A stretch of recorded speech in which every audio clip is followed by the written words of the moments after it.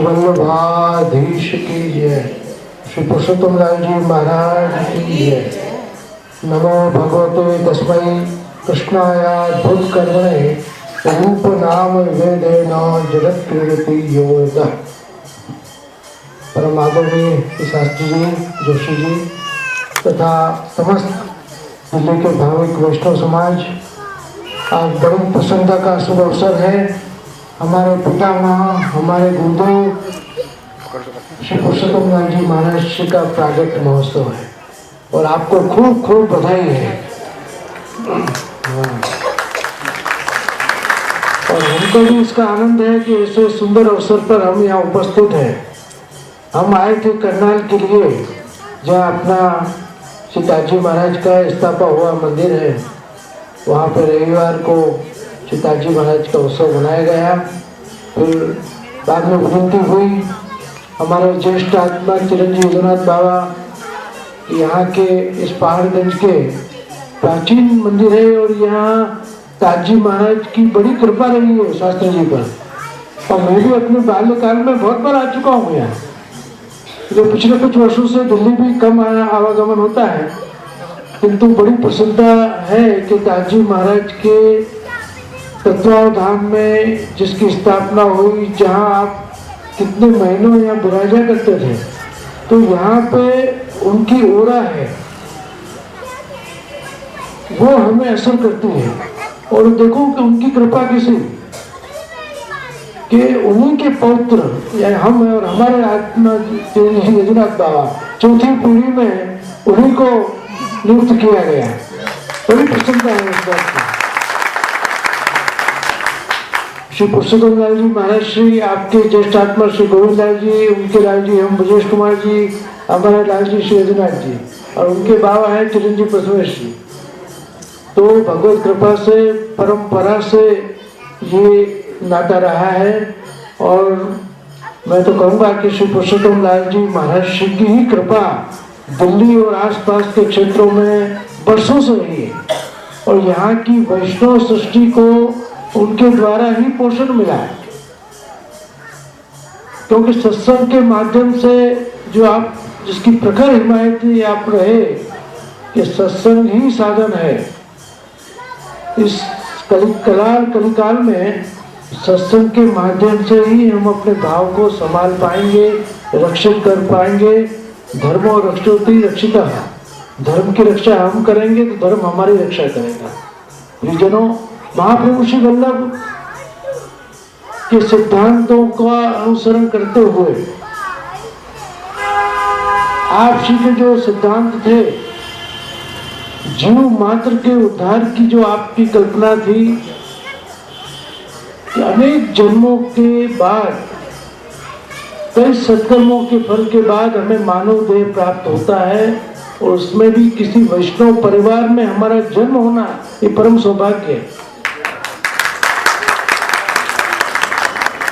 उस सौभाग्य का लाभ लेने के लिए कृष्ण सेवा परायण जीवन हमें जीना है और भगवत सत्संग को आचरण में रखना है। ताजी महाराज यही कहा करते थे, आपसे की सतत यही आज्ञा थी कि सत्संग को अपनाओ। और आपने स्वयं ने सत्संग को अपनाया। यावत जीवन के अंतिम दिन में भी सत्संग करके ही आप पढ़े। तो ये बहुत बड़ी बात है परिजनों। गुरु वही होता है जो आचरण में रख के बताए। आजकल उपदेशात्मक बातें होती है, लोगों को असर नहीं करती है। पहले आचरण में रखें और फिर उसका जो उपदेश किया जाए तो उसके दूरगामी परिणाम आते हैं। हमारे महाप्रभु श्री वल्लभ की इतनी करुणा रही, पूरे भारतवर्ष में 3 बार पृथ्वी प्रदक्षिणा आपने की और देवी जीवों को शरण में लिया। श्रीमद् भागवत का प्रतिपादन करके उसकी जो टीका रची वो सुबुद्ध दी, और अपने स्वतंत्र विचारों को जिसमें रखा है वो 16 ग्रंथ है, जिनको हम भगवत गीता कहते हैं। महाप्रभु वल्लभ ने अपने विचारों को 16 ग्रंथ के माध्यम से हमारे सामने रखा। श्री यमुनाष्टकम से लेके सेवा फल तक ये 16 पुष्प ऐसे हैं जो एक साथ माला में पिरोए गए हैं। और उसमें वर्धनी नामक ग्रंथ जो है वो इतना सुंदर है। अब श्री महाप्रभु वल्लभ के सेवक जो थे वो सब पंडित लोग थे। पुरुषोत्तम जोशी, राणा व्यास, गोविंद दुबे, ये सब बड़े बड़े पंडित थे और शास्त्रार्थ करके उनको परास्त किया, तब वो शरणस्थ हुए। तो ऐसे ही हमारे खेरालू उत्तर गुजरात में वडनगर गांव में जहाँ के हमारे मोदी जी हैं, वो हमारे कड़ी से भी नजीक पड़ता है, तो वहाँ पे पुरुषोत्तम जोशी रहा करते थे, बड़े अच्छे ज्ञानी थे। उन्होंने पूछा श्री महाप्रभु जी से कि कृपानाथ, भक्ति की वृद्धि कैसे हो, भक्ति कैसे बढ़े? बहुत सुंदर प्रश्न था। कौन सा मार्ग बड़ा है? बड़े सुंदर प्रश्न आपने किए। तो भक्ति के लिए आपने जो भक्ति वर्धनी ग्रंथ लिखा, यथा भक्ति प्रवध्या तथोपायो निरूप्यते बीज भावे धुरेतु स्याद त्यागा श्रवण कीर्तना। बहुत सुंदर बात कही कि भक्ति को यदि बढ़ाना है तो बीज भाव जो है, देखो श्री हरिराय जी, ये इसके ऊपर जो गोसाई जी की टीका है, श्री गोकुलनाथ जी की है, श्री हरिराय जी की है, तो श्री हरिराय महाप्रभु का ये मानना है कि दैवी जीवों में बीज भाव आरंभ से होता है। जिस प्रकार काष्ठ में अग्नि छुपा हुआ है, हमें पता नहीं है, यदि अग्नि उसको दिखाओगे तो उसमें से अग्नि प्रज्वलित हो जाएगा। ऐसे ही जो बीज भाव वाले जीव थे, दैवी जीव, वो शरणस्थ हुए, श्री महाप्रभु जी की शरण में आए, वो भक्ति के बीज को उन्होंने अंकुरित किया। बीज भावे धरेतु स्याद त्यागा श्रवण कीर्तना। उसकी वृद्धि कैसे होती है कि त्याग द्वारा श्रवण और कीर्तन करने। त्याग शब्द प्रथम है, निष्काम भाव से। पुष्टि मार्ग में निष्काम भक्ति की बात है। यहाँ कोई फल की आकांक्षा ही नहीं है, क्योंकि बाल भाव की सेवा है। 7 वर्ष 52 दिन जो ब्रज में विराजे, उसी को हम पुष्टि पुरुषोत्तम कहते हैं। और लौकिक में भी हम देखते हैं कि बालक के लिए कुछ न कुछ लेके जाते हैं, मिठाई है, खिलौना है, और बालक से कुछ मांगा नहीं जाता है। तो हमारे पुष्टि पुरुषोत्तम तो ऐसे बाल स्वरूप में विराजते हैं, हम उनके सुख का विचार करें और बदले में उनकी प्रसन्नता के द्वारा जो आशीर्वाद हमें मिलता है, कोई मांगने की जरूरी नहीं पड़ती, बिना मांगे ही मिल जाए। यही पुष्टि भक्ति है कि हम प्रभु के सुख का विचार करें और प्रभु जीव के सुख का विचार करें। ये अन्योन्य है। मांगना ये सबसे बड़ा अन्याय है। आज एक प्रकार का स्वभाव जीव का हो गया है, मंदिर गए क्या मांग के आए, तो भिक्षुक की तरह भगवान के पास मत जाओ। श्री वल्लभ ये कहते हैं कि एक भिखारी की तरह मत जाओ, एक सेवक की तरह जाओ, शिष्य की तरह जाओ कि प्रभु आपकी क्या आज्ञा है, हम जीव क्या कर सकते हैं। ये हमको हमारी असमर्थता का ज्ञान जरूर होना चाहिए कि जीव में सामर्थ्य नहीं है। कई बार अहंकार से, मिथ्या अहम से, हमारे अंदर जीव स्वभाव से अहंकार आ जाता है कि मैं कर रहा हूँ, मेरे द्वारा हो रहा है, मैं हूँ तो सब कुछ है। ऐसा नहीं है। जीवन तो आवागमन है, जो जन्मता है उसका मृत्यु भी निश्चित है प्रियजनों। लेकिन वो जो काल हमें मिला है, उस काल में जो हम परोपकार करते हैं, भगवत सेवा करते हैं, हमारे द्वारा जो मानव सेवा होती है, वही हमारे साथ आती है और वही हमारे जीवन को उन्नत बनाती है। लोग इसीलिए हमको याद करते हैं। अपने लिए तो सब करते हैं, उसमें कौन सी बड़ी बात।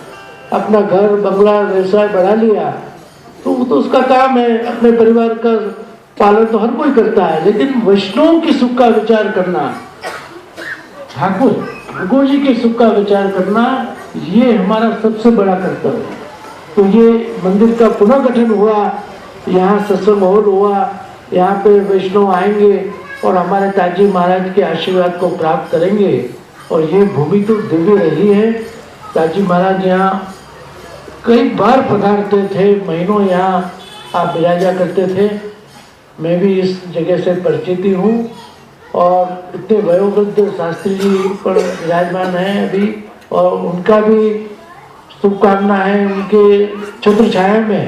ये बड़ा सुंदर कार्य हुआ है और मुझे बड़ी प्रसन्नता है कि जल जी रघुनाथ बाबा को ये स्थान का अध्यक्ष बनाया गया है और भविष्य के अभी मुझे बताया गया पीछे मंदिर वगैरह सब निर्माण हो रहा है और बड़ी आकांक्षा है कि बहुत जल्दी ही ये सब निर्माण होगा और इसमें जो सेवा करेंगे वो बहुत बड़ी सेवा है, विद्या सेवा। और वास्तव में इस युग में सबसे बड़ा कली में कई दोष हैं लेकिन एक सबसे बड़ा गुण भी है, कलो केशव कीर्तना। भगवत नाम लेना और निभाना ये दोनों पुण्य के कार्य हैं और ये इसमें इस कार्य में जिन्होंने अपनी विद्या सेवा लगाई है वो सभी आशीर्वाद के अधिकारी हैं और जल्दी से जल्दी ये कार्य पूर्ण हो और यहाँ सुंदर ढंग से मंदिर का संचालन हो और हम सभी इसका लाभ लेवें, इसी हम आशा व्यक्त करते हैं। क्योंकि ताज जी महाराज की इतनी कृपा रही दिल्ली और यहाँ के प्रदेश के अलावा पूरे भारतवर्ष में। हमारे वल्लभ कुल के आचार्यों में भी ताज जी की गणना श्रेष्ठतम आचार्यों में होती है। जब ताज जी महाराज का नाम सुनते हैं वो तो बड़े सब बहुत आदर्श है आपका नाम लेते हैं।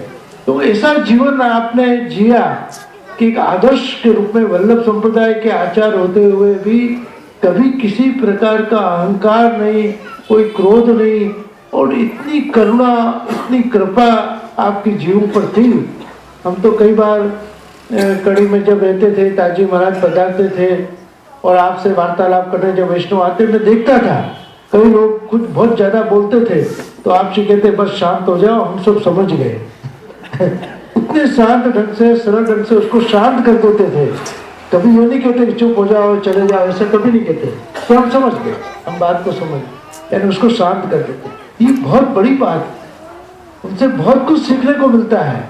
आपके जीवन दर्शन से आपकी समय पालनता, आपकी सादाई, आपका वचनबद्ध होना, कहना कि यदि कह दिया कि आएंगे तो जरूर पधारेंगे।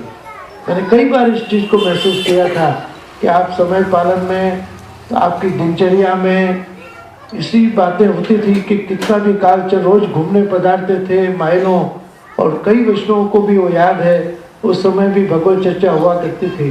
तो इसे दिव्य हमारे पितामह और उनकी सृष्टि जो आप सभी लोग हो तो हमारे लिए तो परम सौभाग्य का विषय है। देखो अभी गोपी वल्लभ धाम का नवनिर्माण हुआ, वहाँ पे भी बहुत सुंदर भवन, कल मैं वहीं पे था, बहुत सुंदर हॉल वगैरह बन गया है।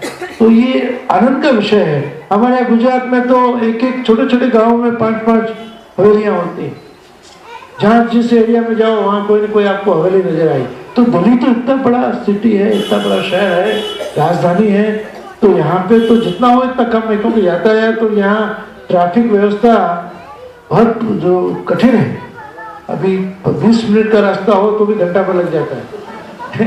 ये अभी मैं खुद महसूस कर रहा हूँ। तो ऐसे वक्त में ये ऐसे यातायात में जो नजदीक रहते हैं उनको बहुत लाभ मिलेगा। यहाँ से 2-5-10 किलोमीटर के अंदर जो रहते होंगे ना उनको बहुत लाभ मिलेगा। तो ये हमारे लिए बहुत अच्छा विषय है कि हमारे द्वारा ऐसे सत्कर्म हुए। ये जरूर ये सत्कर्म है। सत्य संकल्पो तो विष्णु नाने था तो करिष्यति ही। सत विचार भगवत कृपा से आता है और प्रभु ही उसको पूर्ण करते हैं। हमें तो खाली मनोरथ करना है कि मुझे ये करना है और ठाकुर जी की कृपा होगी तो जरूर पूर्ण हो जाएगा। मुझे एक घटना का संस्मरण होता है कि प्राचीन काल में जब राजाओं का राज हुआ करता था तो एक बहुत बड़ा गवैया राजा को प्रसन्न करने के लिए उसने कहा कि मुझे हमारे राजा को संगीत सुनाना। ये राजा बड़े गुणी हैं, सभी का सम्मान करते हैं। तो दरबार में बुलाए गए, शास्त्रीय संगीत के ज्ञाता थे, तो गायक बड़ा सुंदर गायन किया। कहा कि राजा को खुश करें, राजा को खुश करें, पुरस्कार मिले, इनाम मिले, प्रशंसा मिले। तो राजा ने देखा कि बहुत सुंदर गा रहे हैं तो बड़ी प्रशंसा की। इसको सोना मोहरे अदा किया है, महाराज की तरफ से आज्ञा हुई, ठीक है, और खुश हुआ और अच्छा गाने लगा। तो इसको मानक दिया गया है और ज़्यादा तान आ गई। तो राजा बहुत खुश हो रहे हैं, आज तो मुझे निहाल कर देंगे।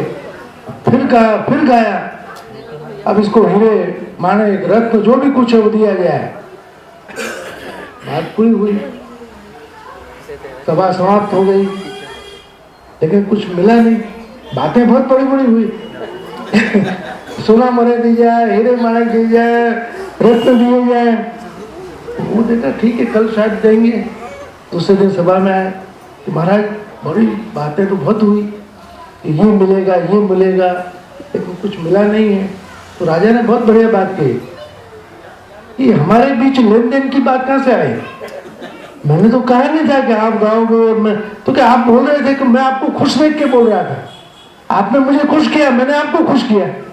मैंने कहा आपको सोना मोहरे दूंगा तो बहुत खुश हुए और अच्छा गाने लगे। फिर मैंने कहा माणिक दूंगा तो और खुश हुए, हीरे पन्ने दूंगा तो और ज्यादा खुश हुए। तो लेन देन की तो बात थी नहीं, ये सौदेबाजी की बात है। आपने मुझे कहा कि खुश किया, मैंने आपको बोल के खुश किया। तो ऐसा हो जाता है कई बार, हम करेंगे लेकिन होता कुछ नहीं है। हमने हमारे कर्णों को प्रिय है ऐसा हम सुन लेते हैं, लेकिन वो बातें वहीं रह जाती है। तो हमें ऐसा नहीं करना है। यहाँ न तो वो राजा है न वो गायक है, किंतु हमें अपने भावना से करना है। कुछ बातें बड़ी बड़ी घोषणाएं उद्घोषणाएं होती हैं, लेकिन बाद में सब शांत हो जाता है। हमें क्रियान्वित करना है, उस वैष्णवी जीवन को चलायमान करना है। और धर्म को गति तभी मिलती है कि जब हम धर्म पे आचरण करते हैं। हमारे यहाँ धर्म ग्रंथ विराज रहे हैं, हमारे यहाँ सेवा विराज रही है, ये तो हमारे लिए सौभाग्य का विषय है।